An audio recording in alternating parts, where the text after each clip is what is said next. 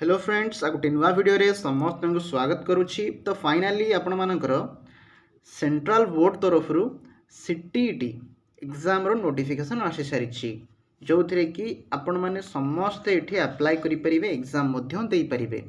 तो जो मैंने सीटी करुछंती किंबा बीएड करुछंती किंबा से माने पास आउट कर सारी समस्ते ये दे पारे। सीटी रे आपण फर्स्ट ईयर होता सेकेंड ईयर होता किंबा आपण पास आउट करिथांतु सेमिति आपण जदि बीएड एडमिशन करिसंती फर्स्ट ईयर सेकेंड ईयर किंबा पास आउट ताहाल मध्ये आपण एठी देई परिबे।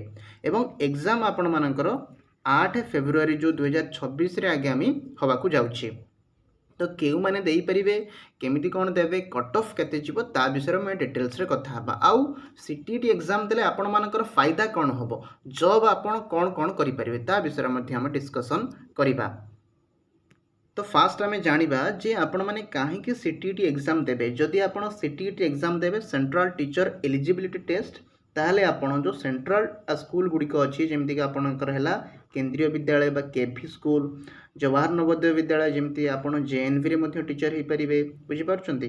सेमती जो एकलव्य स्कूल ईएमआरएस सेठी आपण टीचिंग पाई जॉब सेठी आपण टीचर जॉब करें बा आमर जो ओडिशा रे आदर्श विद्यालय सेठी मध्य आपण जॉब करें जदि आपण सीटीईटी क्लियर करुछंती बुझिपारे।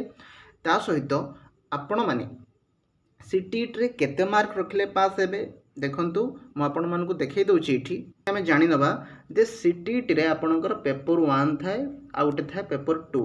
तो पेपर 1 को माने देबे पेपर 2 को माने देबे। देखंतु जो माने साधारणतः प्लस 2 पर सीटी करंती से माने देबे आपणकर पेपर 1 काहेकि से माने हिजिबे हमरो प्राइमरी टीचर माने पेपर 1 देले आपण प्राइमरी टीचर हो पारे। सेमिति जदि आम कथा पेपर 2 को माने दे पारे जो माने प्लस 3 पर सीटी करिथिबे से माने देबे पेपर 2। ता सहित जो माने बीएड मध्य करिथिबे से माने मध्य देबे पेपर 2 बुझी पारले आपण। तो दुईटी पेपर थाए सीटीईटी रे पेपर 1 पेपर 2। एबे आमे देखिबा कट ऑफ केते जाई थाए।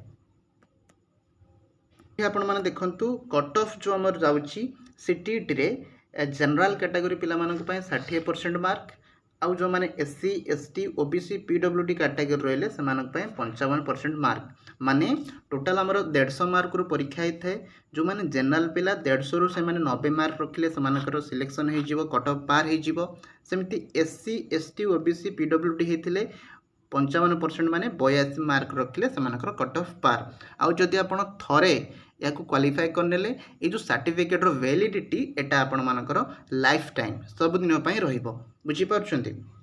ता सहित आपण मानकर जो ओटीईटी एग्जाम हैला किंबा ओएसएसटीईटी एग्जाम हैला ए सब रो मध्ये नोटिफिकेशन एई मासर शेष सुधा नहले नवेम्बर शेष सुधा नवेम्बर आरंभ बा मिड सहित आपणकर आसी जिवो। सेमिति एटा जेमिति 8 फेब्रुआरी रे एग्जाम हबो सीटीईटी रे सेमिति ओटीईटी ओएसटीईटी मध्ये आपणकर से जनवरी फेब्रुआरी 2026 सुधा आपणकर एग्जाम हे जिवो। तो आपण निश्चित पढ़ा जारी रखंतु। आउ जदि किछि भी डाउट थाए या रिलेटेड मते कमेंट सेक्शन में मध्य पचारि परिबो। जदि वीडियोटी भल लागिथिबो निश्चित गोटे वीडियो को लाइक करिवे आ समस्त को शेयर करके जणाई दियंतु। जो माने आपण मानकर संग सीटी किंबा बीएड करूछंती किंबा पास आउट करिसंती किंबा करिबाकू जाउछंती समस्त को शेयर करके जणाई देबे। तो आज पय एतिकी रहउछि। Thank you.